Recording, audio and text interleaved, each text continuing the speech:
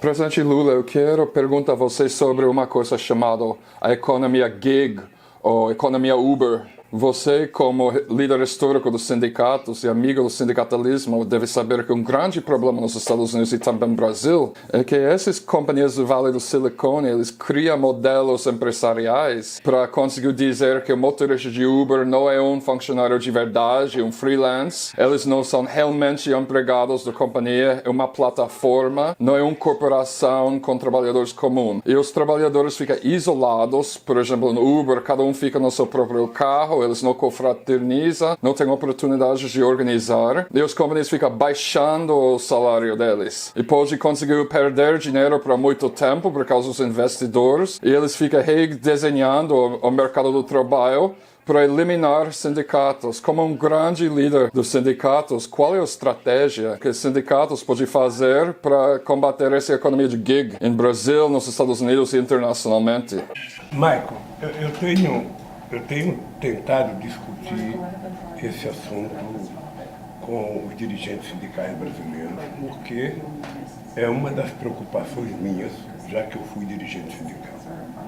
Não sei se você sabe, mas desde a quebra do Lehman Brothers, 125 países no mundo já fizeram reforma trabalhista. 125 países no mundo já fizeram reforma trabalhista para tirar direito dos trabalhadores, não para colocar direitos. Ou seja, era quase como se você estivesse voltando ao tempo da escravidão. Você trabalha sem a certeza de que você vai ter trabalho no dia seguinte. Você trabalha sem ter a certeza de um seguro de acidente de trabalho. Você trabalha sem ter a certeza de poder se aposentar amanhã, sabe, em algum momento. Você trabalha com o teu próprio patrimônio, que numa batida de carro você pode perder. Sabe por quê? Sim, então, veja, o que eu acho?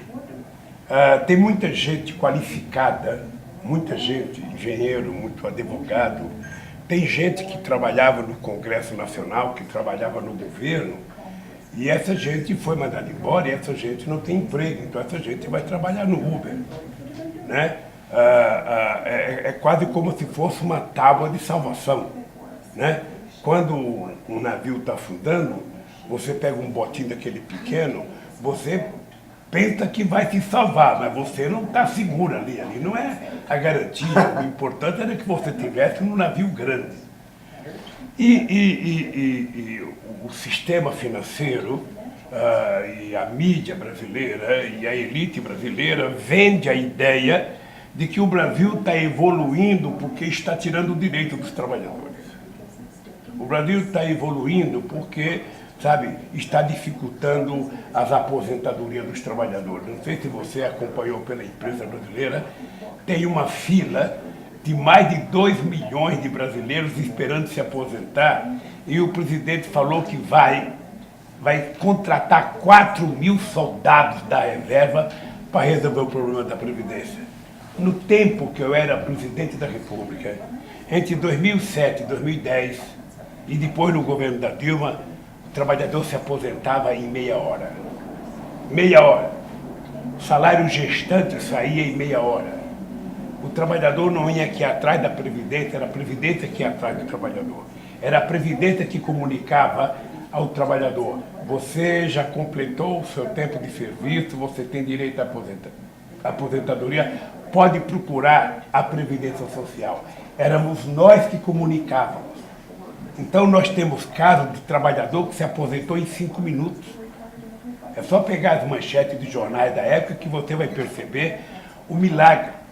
Tudo isso foi desmontado. Tudo isso foi desmontado no Brasil. Então, eu acho que as pessoas estão sendo educadas, não, porque o cara que trabalha no Uber é um microempreendedor. Eu contei outro dia numa entrevista, quando eu tinha 20 anos de idade, eu comecei a trabalhar de torneiro mecânico, e o meu sonho, naquele tempo a gente não falava a palavra microempreendedor, a gente não falava a palavra empreendedorismo. Eu queria ter um bar. Eu achava que era a coisa melhor do mundo, era não ter patrão, não ter chefe e ter um bar. Eu era meu próprio chefe. Ou ter um táxi. Agora não, agora é empreendedorismo. Então o cidadão vai trabalhar no Uber, ele não tem segurança nenhuma, ele não tem previdência social, ele não tem certeza do quanto vai ganhar no mês. Eu conheço pessoas que, ao não conseguir pagar a prestação do carro, ele vendeu o carro dele e alugou um carro. Ele paga R$ 1.600 de aluguel e ele tira no máximo R$ 1.600 por mês. É assim que ele está vivendo. E as pessoas vivem porque não tem outra coisa para fazer, porque não tem outro emprego para fazer, porque não tem oportunidade. Então as pessoas entregam pizza, sabe, de bicicleta agora, embaixo de chuva. Esses dias um companheiro me dizia que deu uma chuva muito forte em São Paulo e está lá o coitado do pizzaiolo numa bicicleta se molhando para entregar uma pizza, porque não tem outro jeito de sobreviver, não tem emprego. E a gente deve dar graças a Deus a essas pessoas aceitarem fazer isso, porque senão vão virar assaltantes. É melhor elas trabalhar assim do que comprar um revólver para assaltar o primeiro que passar perto da sua casa. Então, o que nós precisamos fazer? Nós precisamos recuperar os direitos do povo trabalhador. Houve mortes, houve greves históricas para as mulheres conseguirem jornada de 8 horas em Chicago. Houve mortes nos Estados Unidos, houve morte no Brasil, houve na Suécia, houve morte de trabalhadores para conseguir jornada de 48 horas, para conseguir previdência social. Tudo isso está sendo jogado fora em benefício, sabe, dos empregadores. Os empregadores que agora, na sua grande maioria, são representantes do sistema financeiro. É a financiarização da economia. Você não sabe mais quem é o dono da indústria, agora é tudo corporação, é tudo um conjunto de fundos, e as pessoas ganham especulando, ganham sem produzir, ganham vendendo papéis, e o mundo está assim. Então, o que eu acho? Em Singapura, houve um modelo em que um grupo de pessoas criaram um fundo para proteger os trabalhadores do Uber. E quando estava com um conjunto, acho que era 6.000 pessoas organizadas nesse fundo, eles procuraram a empresa, o Uber, para negociar direito para os trabalhadores. Obviamente que os trabalhadores vão ter que encontrar um jeito de se organizar, porque senão, sabe, a situação vai ser muito ruim. E eu acho que é uma questão de tempo, o movimento sindical tem que encontrar um jeito de organizar esses trabalhadores, sabe, que estão trabalhando de forma precária, sem nenhum direito, sem nenhuma garantia, porque tem que sustentar a família, tem que pagar a conta da luz, tem que pagar a conta da água, sabe, e no final do mês a vida é dura. Mas eu tenho certeza que nós vamos encontrar uma solução. Nós vamos encontrar uma solução para isso. E é por isso que eu defendo que o PT, sabe, continue brigando. Toda vez que o PT tiver dúvida do que tem que fazer, o PT tem que lembrar para que ele foi criado. Se alguém tiver alguma dúvida de que lado o PT está e que briga o PT tem que fazer, é só pensar por que o PT foi criado. Quando o François Hollande foi eleito presidente da França, ele veio visitar o Brasil, no Rio +20, e eu recebi o François Hollande, comecei a conversar com ele, e teve um determinado momento que eu falei para o François Hollande: eu só queria te dar um conselho. Você sabe por que você ganhou as eleições. Então você pega o programa que você ganhou as eleições, coloque na cabeceira da sua cama, todo dia de manhã, quando você levantar, antes de lavar o rosto, leia os discursos que você fazia para ganhar as eleições, para você não esquecer. O Obama, eu fui visitar o Obama no começo do mandato dele. Eu falei para o Obama, você é um dos poucos presidentes no mundo que não vai ter dificuldade para governar. Ele falou: por quê? Eu falei: porque é só você ter a ousadia do povo negro que votou em você para você governar esse país. É ousadia. É fazer as coisas diferentes do que os outros se habituaram a fazer. E assim é que você vai governando o país, assim é que as coisas vão ficando certas, porque quando você ganha uma eleição, a primeira coisa que faz, mesmo a elite nunca tendo votado em você, mesmo os grandes empresários nunca votando em você, eles são os primeiros a se apoderar de você. É duro. Pessoa que você nunca viu, sabe, bate na tua porta todo dia. E os pobres que te elegeram não conseguem mais te ver. Então, meu caro, sabe, tem muita coisa para a gente aprender a fazer. Eu dizia para os meus assessores, eu ia para um comício e eu gostava de abraçar as pessoas, eu gostava de beijar as pessoas e o segurança não deixa, o cerimonial não deixa, sabe? Você sai num carro blindado, todo blindado. Eu falava, é engraçado, quando a gente está disputando eleições, a gente anda com o carro aberto, abanando a mão para todo mundo. Quando a gente ganha, não deixa nem a gente fazer assim para o povo, não deixa nem você abraçar. Quando os ricos vão no palácio visitar um presidente, não tem segurança. Agora, quando os pobres vão, tem segurança. É impressionante. Sabe? Então, é um aprendizado. É por isso, Brian, era por isso que eu queria votar em 2018. Era por isso que eu queria voltar a ser presidente em 2018, porque tinha muita coisa que eu aprendi que era possível fazer quando eu já estava fora do governo. Tem muita coisa. É possível fazer muito mais. Michael, é possível fazer muito mais, mas muito mais. E não tem que radicalizar, não, é cumprir a Constituição. É cumprir a Constituição. É cumprir a Declaração Universal dos Direitos Humanos e é cumprir a Bíblia. Está tudo ali. O que as pessoas têm que ter. As pessoas têm que ter casa, têm que ter escola, têm que ter emprego, têm que ter salário, têm que ter comida. Tudo está escrito. Não tem nenhuma lei que diga que as pessoas não fiquem sem comer. Não tem. Entretanto, você tem as empresas do Vale do Silício, você tem essas grandes empresas, sabe, que coordenam a internet no mundo hoje, que a gente pensava que ia ficar muito mais democratizado o meio de comunicação. Você tem hoje meia dúzia de empresas que coordenam tudo. Falsifica até a eleição. Falsifica até a eleição, ou seja, o ser humano, se não tomar cuidado, ele estará sendo transformado num algoritmo. As pessoas começam a saber o que você pensa, começam a saber o que você faz, começam a saber o que gosta de comer, começam a interferir e começam a contar mentiras. Foi assim a eleição dos Estados Unidos, e foi assim a eleição do Brasil, foi assim a eleição da Hungria. Durante uma entrevista recente com Nacho Lemes, do Telesur Espanhol, você falou que você acredita que os Estados Unidos ou poderes estrangeiros foram envolvidos nas manifestações de junho de 2013. Depois, algumas pessoas da esquerda vanguarda brasileira atacam você, acusando você de tentar reduzir a análise de conjuntura até uma mera intervenção da CIA. Mas eu sei, historicamente, o PT tem uma visão gramsciana do Estado. Não é só o governo, é as multinacionais, corporações, partido político. Então, você pode explicar exatamente o que você estava dizendo quando eu falo que tinha interferência externa?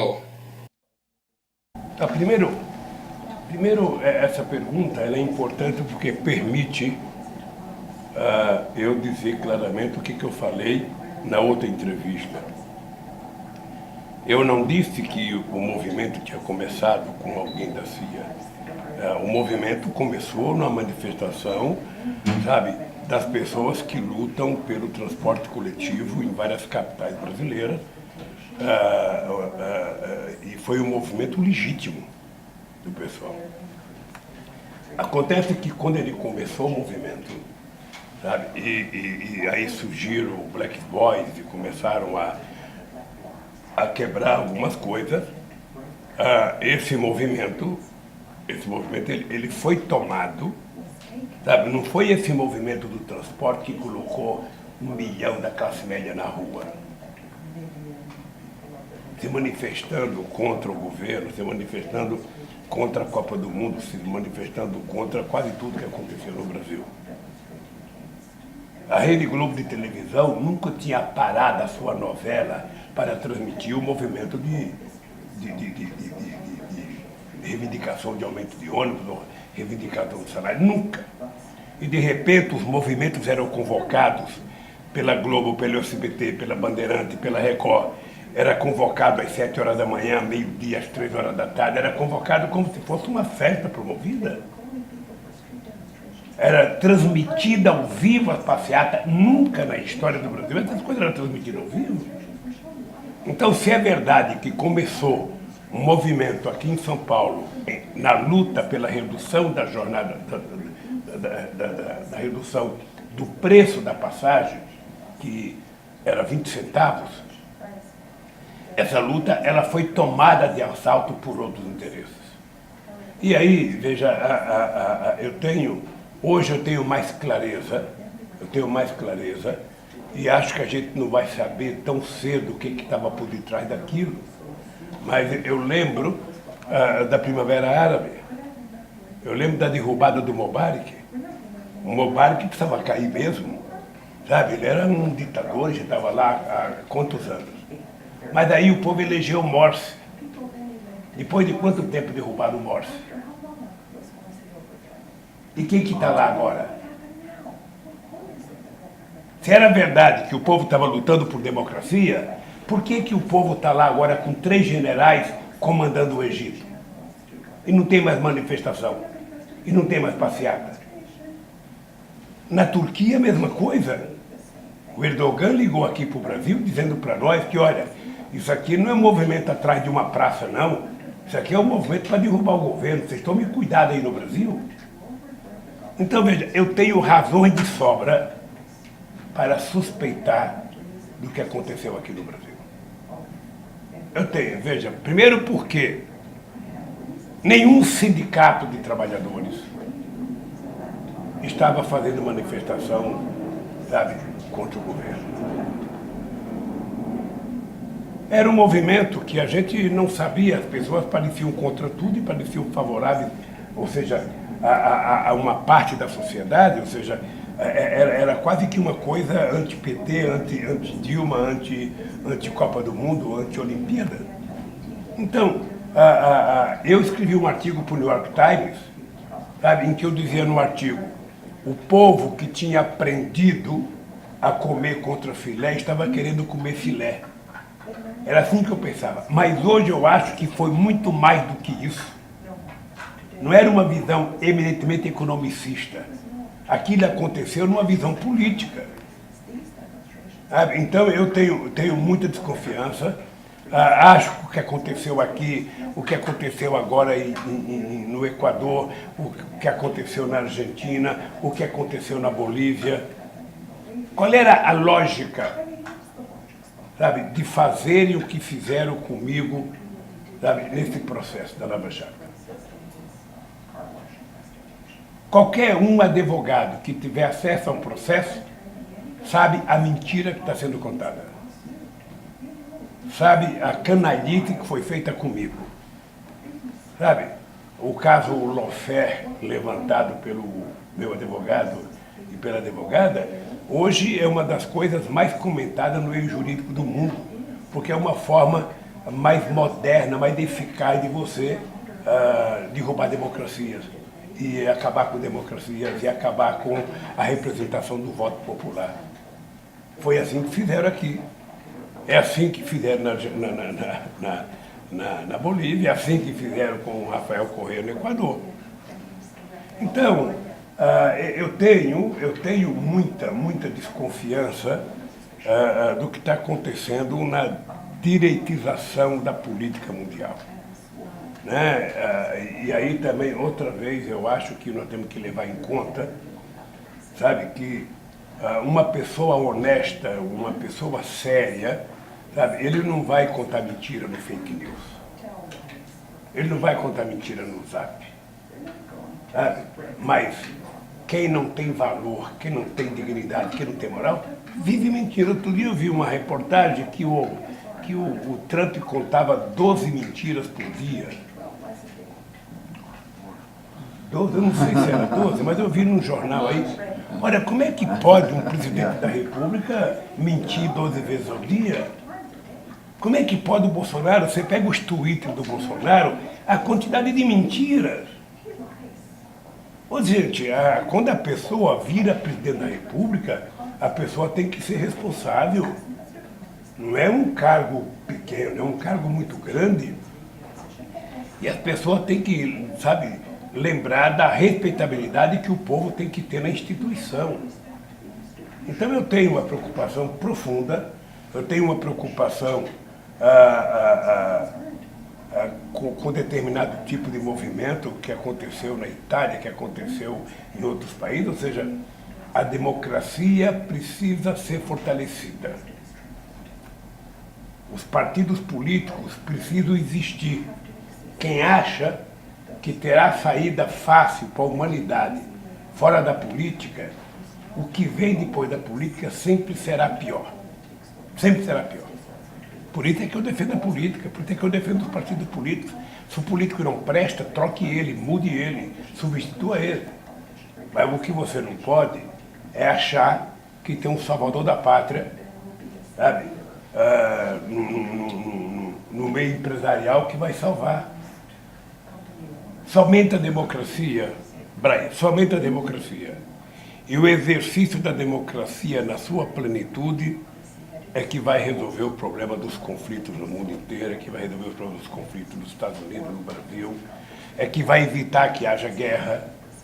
Você acha que tem sentido o Trump mandar matar o general iraniano no Iraque? Qual é a lógica? O mundo está precisando de paz. O mundo está precisando de esperança. O mundo está precisando, sabe, das pessoas acordarem todo dia e achar que o dia vai ser bom. Quem é que ganha com a guerra contra o Irã agora? Quem é que ganhou na guerra contra o Iraque? Esse dia eu vi o Trump se queixar que o Irã conquistou o Iraque agora. Que a maioria é xiita, sabe? E que agora o pessoal é do Irã. Mas quem fez a guerra foi os Estados Unidos. E quando os americanos fizeram a guerra, eu estava lá com o Bush. Dia 10 de dezembro de 2003, depois eu tive com o Clinton em Davos, sabe? E o Clinton dizia, o Bush vai trabalhando com pesquisa. Se ele perceber que ele vai ganhar as eleições, ele vai atacar o Iraque. E atacou. A troco do quê? Para quê? Melhorou a vida do povo do Iraque? Melhorou a democracia no Iraque? Não melhorou, está pior. Hoje você tem uma sociedade nômade andando no mundo que são pessoas contratadas para assassinar, são pessoas contratadas para dar golpe, são pessoas contratadas para fazer guerra, sabe? Então, eu estou convencido que os governantes, aqueles que gostam da democracia, vão ter que fazer um esforço muito grande para restabelecer os valores da democracia. Porque sem a democracia a gente não vai a lugar nenhum. Por isso é que eu fico torcendo que nas próximas eleições nos Estados Unidos, os americanos possam eleger alguém comprometido com a democracia, alguém comprometido com a paz, alguém comprometido com o desenvolvimento, alguém comprometido com a harmonia entre os povos.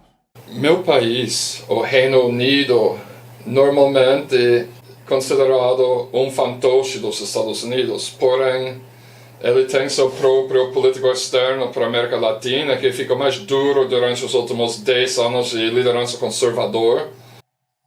Quais foram suas experiências com os governos de Tony Blair e Gordon Brown do Reino Unido? E o que você acha das relações de Inglaterra e Brasil agora?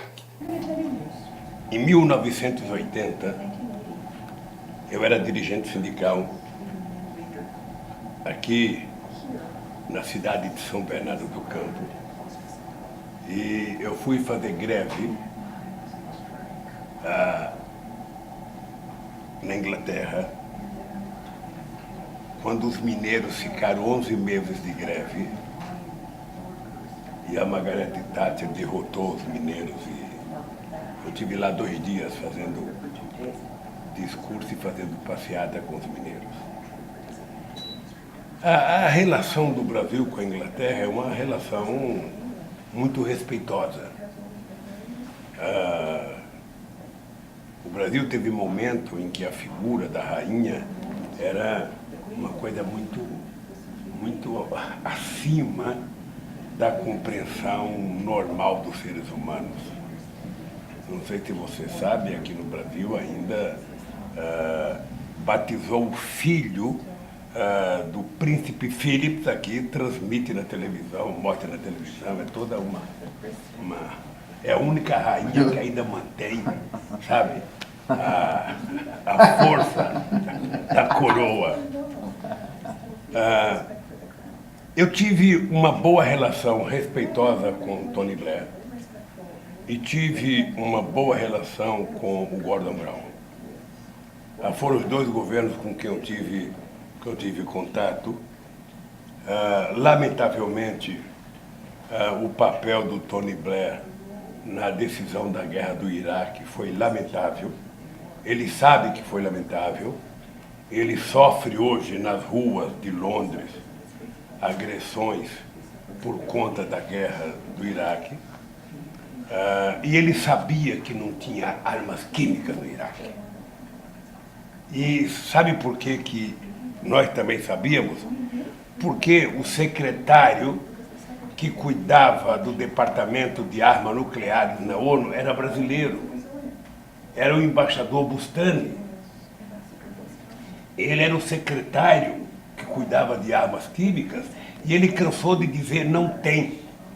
Por conta dele dizer que não tem, os americanos exigiram que o Fernando Henrique Cardoso, sabe, tirasse o Bustani, e ele foi tirado. Aí colocaram o japonês, que dizia que tinha. Ou seja, já faz quanto tempo que invadiram o Iraque, cadê a arma química? A única arma química que tinha lá era o próprio Saddam Hussein, que mentiu para o povo o tempo inteiro, e o Bush, que mentiu para o mundo o tempo inteiro. Então eu acho que eu posso até dizer com certo orgulho que o Tony Blair e o Gordon Brown me ajudaram no início do meu governo. Eles eram muito simpáticos. Eu acho que pelo fato, sabe, de eu ser um operário, de ter trabalhado dentro de fábrica, o Gordon Brown, quando cuidava da economia inglesa, ele me ajudou muito. Ele falava muito bem do Brasil aos jornais estrangeiros e isso ajudava bastante. E eu tive uma relação muito boa com eles, muito boa. Mais forte com o Gordon Brown, que eu achava uma figura mais séria, mais comprometida, né? Mas do ponto de vista comercial, é um comércio pouco, acho que chega a 8 bilhões de dólares, é muito pequeno, porque o Brasil não é levado muito em conta, né? O Brasil não é levado muito a sério, sabe, nessas partes do mundo, sabe? Eu fui muito bem tratado pela rainha da Inglaterra, sabe, muito... mas o Brasil não tem, como é que fala, força, sabe, política internacional, então o Brasil não é tão levado em conta. Ele foi levado em conta no nosso período, e eu acho que ele foi levado em conta pelo fato de ser o primeiro metalúrgico a chegar à presidência. Na verdade, eu era um estranho no ninho, né? Você pode dizer, eu aqui como Evo na Bolívia, ou seja, você imaginar um Evo, um índio cocaleiro presidir a Bolívia. Eu conheci o Gore, que foi o presidente que renunciou, acho que em 2003, ele não falava nem espanhol. Ele queria explicar alguma coisa, ele utilizava o inglês, ele tinha dificuldade de falar espanhol, e era presidente da Bolívia. O presidente verdadeiro foi o Evo Morales, que fez política social, que fez política de inclusão social, que reduziu a inflação, que gerou empregos, que aumentou as reservas internacionais da Bolívia, é maior do que o PIB. Tudo isso feito por um índio. E a elite agora derruba ele. Então, eu guardo boas recordações da Inglaterra. Eu fui na City fazer debate, sabe? Eu estranhava aquelas senhoras bastante idosas, aqueles senhores bastante idosos, tudo muito diferente para mim, mas muito respeitoso com o Brasil, muito respeitoso, e o Brasil muito respeitoso com eles. Eu fui no Congresso inglês também. Agradeço muito a solidariedade que o Labour Party dedicou a mim nessa prisão agora. Eu até vou escrever uma carta para o Corbyn agradecendo ao trabalho que ele fez de solidariedade à minha injusta prisão.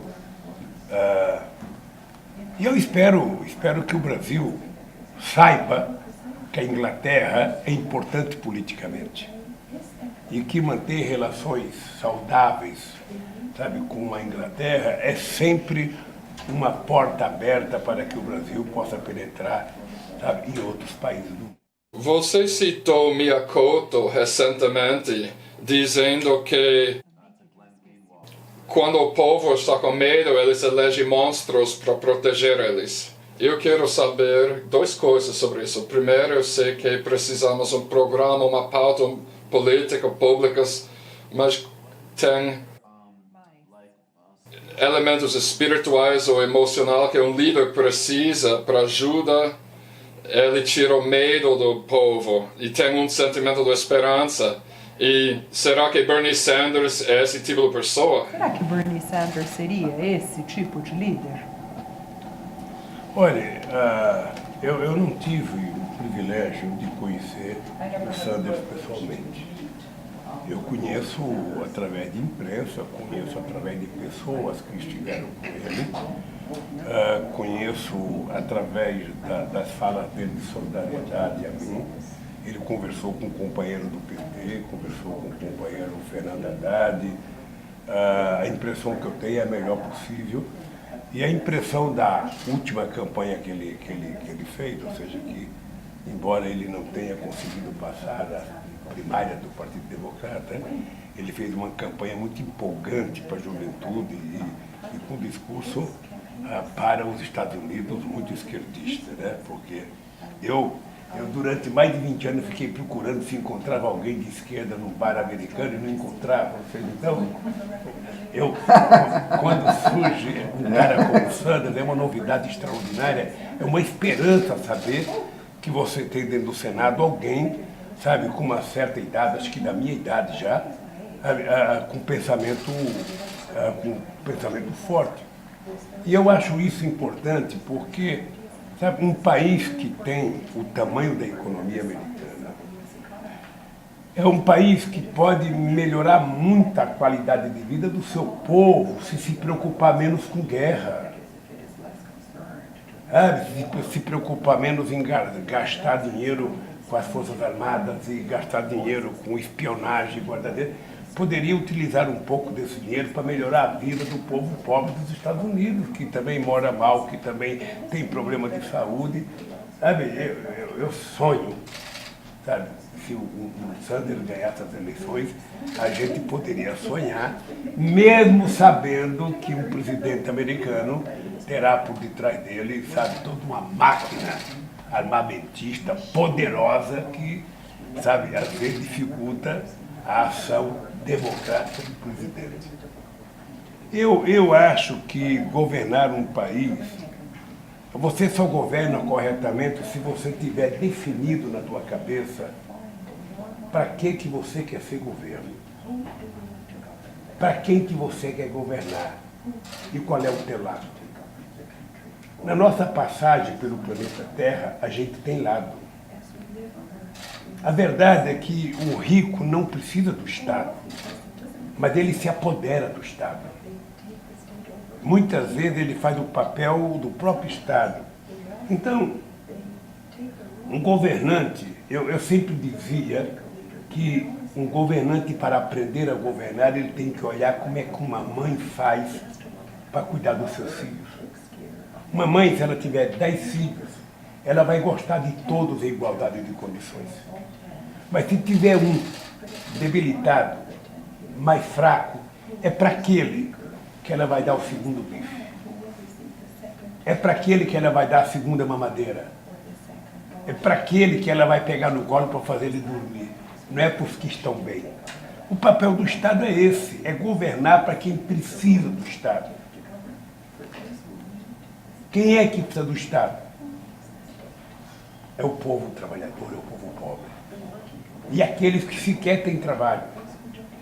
Então, eu sou um homem que fico muito triste porque eu tinha muito orgulho de saber que a nossa política de inclusão social tinha conseguido acabar com o mapa da fome nesse país. Sabe, eu tenho muito orgulho de que a ONU reconheceu que o Brasil tinha saído do mapa da fome. E hoje, o que está acontecendo? O Brasil voltou para o mapa da fome. Aquela cidade, aquele lugar em Pernambuco, o Brian conhece, Brasília Teimosa, que nós acabamos com as palafitas e nós colocamos uma rua bonita, a praia ficou bonita, voltou a ter palafita outra vez. Ou seja, a quantidade de pessoas que dormem na rua desse país, eu não via mais criança pedindo esmola no Brasil. Eu não conseguia ver criança pedindo esmola. Agora as crianças voltaram a pedir esmola, as crianças estão embaixo das pontes. Um país rico como o Brasil, não tem sentido. E a revista Forbes publica a lista dos 20 homens mais ricos do Brasil. Eu sinceramente, não. As pessoas dizem que eu estou radical, não estou radical. Eu estou mais humano. Eu aprendi na cadeia a ser mais humano. Eu refleti mais. Eu medi, sabe, meus 70 anos de vida para poder saber que eu preciso lutar mais, eu preciso brigar mais. Sabe, eu preciso... Você não pode aceitar a ideia que a elite brasileira não aceita o crescimento econômico do mais pobre. Não aceita que o pobre tenha direito à saúde, à educação, à água, à escola. Tudo aquilo que é elementar. Eles não aceitam que o pobre tenha. Então, eu não estou mais radical, Brian. Eu estou com muito mais consciência política. E por isso que eu quero brigar muito mais. Ah, mas o Lula vai voltar, o Lula saiu da cadeia nervoso, o Lula saiu da cadeia, ele quer polarizar. Eu quero polarizar mesmo. Eu quero fazer um debate ideológico mais a fundo. Sabe? Eu quero que as pessoas saibam que não existe nenhum, sabe, ensinamento que a pessoa tem que ficar 3 dias sem comer. Não existe nenhum ensinamento que a pessoa possa levantar de manhã e não ter um copo de leite e um pão para dar para o seu filho, num país rico como esse. Então é por isso que eu pareço que estou mais nervoso, pareço que estou radical, mas não estou. Eu sou um homem que eu gosto de conversar, gosto de negociar, aprendi a fazer política negociando, mas eu não quero ser mais enganado. E quero fazer com que o povo brasileiro levante a cabeça. Levante a cabeça. Sabe, o cara que está trabalhando no Uber, sabe, ele tem que saber que ele merece uma coisa melhor do que o Uber. O cara que está entregando pizza de bicicleta, ele tem que saber que ele merece uma coisa melhor. O cidadão que está dormindo na calçada, ele tem que saber que ele não precisa dormir na calçada. O Estado tem obrigação com ele. Senão, para que Estado? Então é assim, meu caro Daniel, que eu termino agradecendo a entrevista. É sempre muito difícil, porque eu não falo inglês e você não fala português. Mas eu acho que quando a gente fala a verdade, a gente fala um pouco com a alma e com os olhos, e eu acho que as pessoas percebem. Eu sou, a minha crença popular, eu aprendi com a minha mãe. Toda vez que você estiver conversando com um ser humano, olhe nos olhos dele. Porque a verdade não é dita pela boca, a verdade é dita pelos olhos.